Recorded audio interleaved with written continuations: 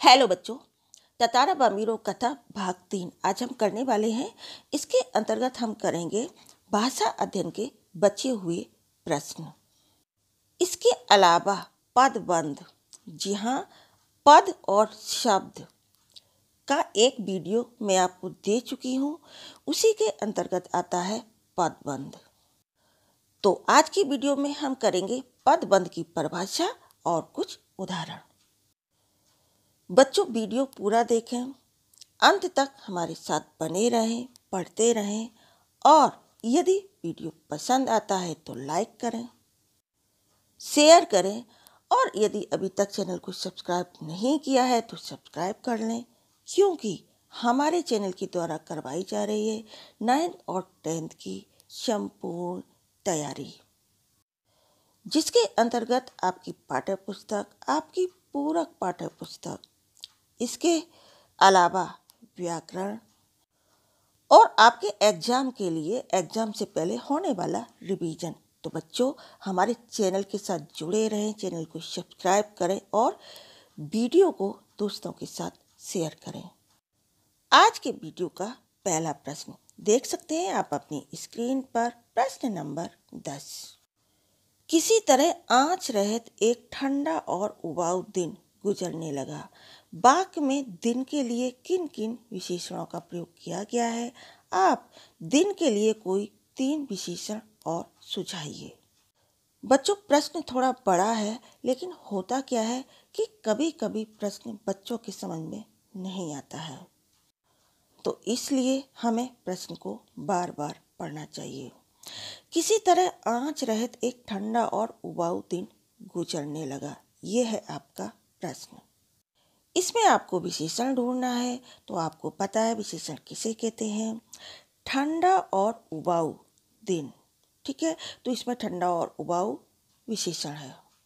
इसके अलावा आपको 3 विशेषण और बताने हैं। तो देखते हैं इसका उत्तर। उपरोक्त वाक्य में आँच रहित ठंडा और उबाऊ विशेषण का प्रयोग किया गया है। तो इसका उत्तर बनेगा, आज का दिन बहुत लंबा, नीरस और गर्म रहा है। अब आप इसमें देख सकते हैं कि लंबा, नीरस और गर्म 3 विशेषणों का प्रयोग किया गया है। प्रश्न नंबर 11 हमने छोड़ दिया है क्योंकि उसमें कुछ खास नहीं था। आप अपनी बुक में उसे सॉल्व कर सकते हैं। अब हम करेंगे प्रश्न नंबर 12। नीचे दिए गए वाक्यों को पढ़िए। ठीक, सबसे पहले, श्याम का बड़ा भाई रमेश कल आया था। ये संज्ञा पदबंध है। नेक्स्ट, सुनीता परिश्रमी और होशियार लड़की है। इसमें है विशेषण पदबंध जो हाईलाइट किया हुआ है। नेक्स्ट, अरुणिमा धीरे धीरे चलते हुए वहां जा पहुंची।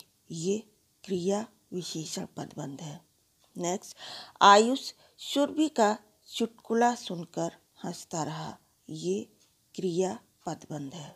आगे इसका विश्लेषण। ऊपर दिए गए वाक्य का में रेखांकित अंश में कई पद हैं जो एक पद संज्ञा का काम कर रहे हैं। वाक्य खा में 3 पद मिलकर विशेषण पद का काम कर रहे हैं। वाक्य गा और घा में कई पद मिलकर क्रमशः क्रिया विशेषण और क्रिया का काम कर रहे हैं। बच्चों, ध्वनियों के सार्थक समूह को शब्द कहते हैं और वाक्य में प्रयुक्त शब्द पद कहलाता है। जैसे पेड़ों पर पक्षी चहचहा रहे हैं। तो बच्चों, इस वाक्य में पेड़ों शब्द पद है, जिसे मैं अंडरलाइन कर देती हूँ। क्यों? क्योंकि इसमें अनेक व्याकरणिक बिंदु जुड़ जाते हैं। कई पदों के योग से बने वाक्यांश को जो एक ही पद का काम करता है उसे पदबंध कहते हैं।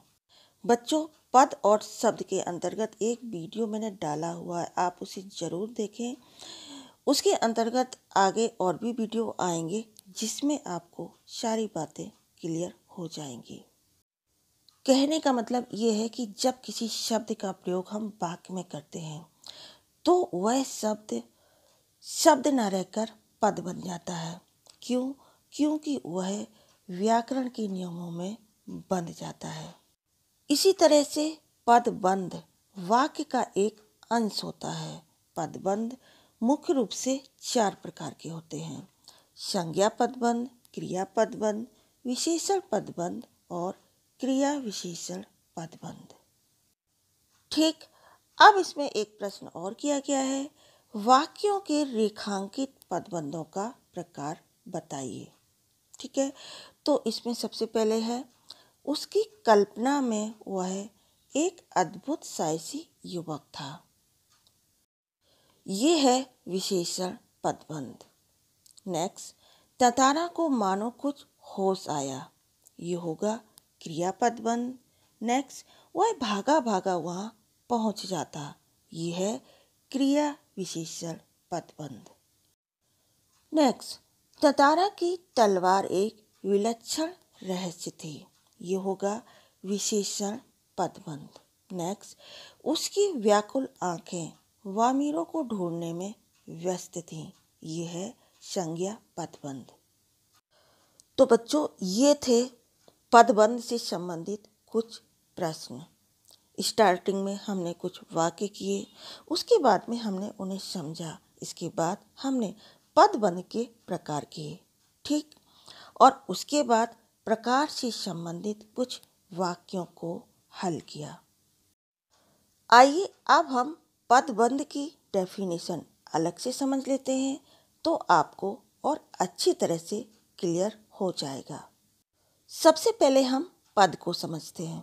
ठीक, तो जैसा कि मैंने बताया, जब किसी शब्द का प्रयोग हम वाक्य में करते हैं तो वह पद बन जाता है।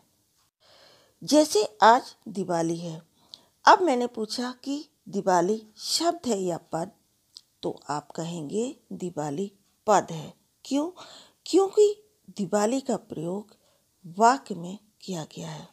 आइए अब देखेंगे पदबंध।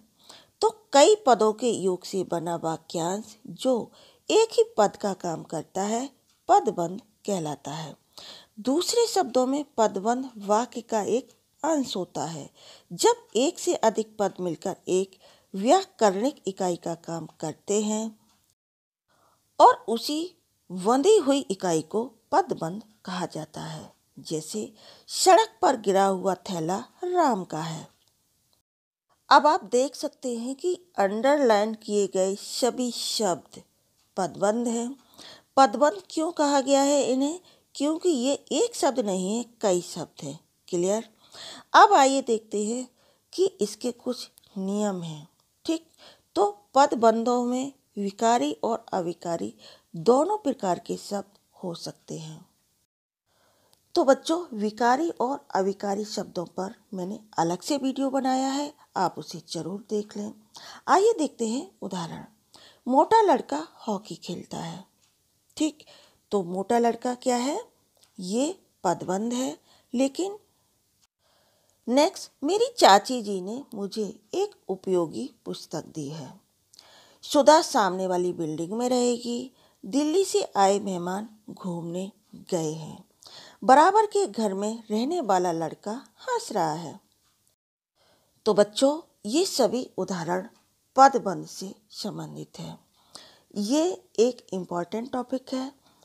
इस टॉपिक से 2 या 3 नंबर के प्रश्न आपकी परीक्षा में आते हैं, तो इसे इग्नोर नहीं करना है। और मैं आपको बता चुकी हूँ कि पद और शब्द से संबंधित और भी वीडियो आएंगे जिसमें आपके ये सभी कॉन्सेप्ट क्लियर हो जाएंगे। तो हमारे साथ जुड़े रहिए, हमारे साथ पढ़ते रहिए। वीडियो को लाइक किया कीजिए, दोस्तों के साथ शेयर किया कीजिए। इससे क्या होता है ना कि हम सब एक साथ पढ़ते हैं, हम दूसरे के बारे में सोचते हैं, शेयरिंग एंड केयरिंग की नीति को अपनाते हैं।